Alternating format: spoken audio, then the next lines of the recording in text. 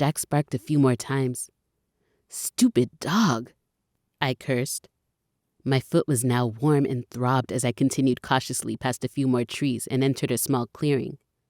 I froze. Impaled against a tree by a long black rod protruding from his chest was a boy. His head, full of spiky silver hair, sat drooped over his all-white robe that gave an unusual glow. The boy's feet dangled a few inches above a deadly-looking silver sword that lay on the ground beneath his left hand. He resembled a teenager, not much older than me. Jax trotted excitedly around him, sniffing at his feet. "Jax!" I called, voice coming out in a whisper.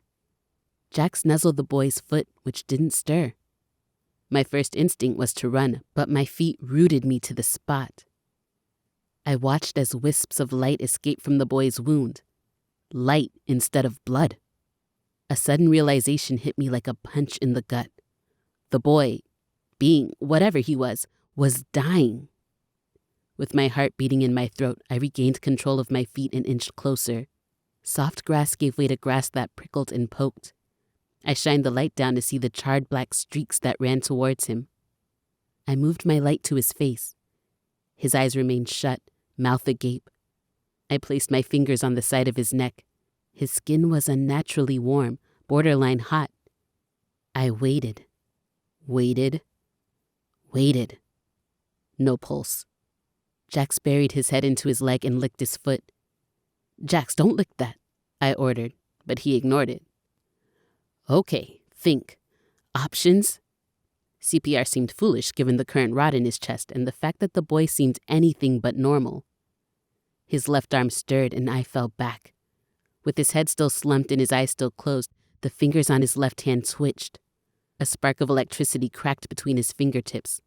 The sword below him glowed faintly, but then died. His fingers twitched again, arcing another spark. The sword glowed. Were they connected? What if I placed the sword in his hands? Crouching, I carefully grabbed the rough leather hilt and picked up the sword. The sword was warm and surprisingly light. With my own hand shaking, I placed the sword in his palm. His fingers clenched around the hilt and electricity traveled up his arm, sparking over the rest of his body. His eyes shot open and he snapped awake, drawing a deep breath.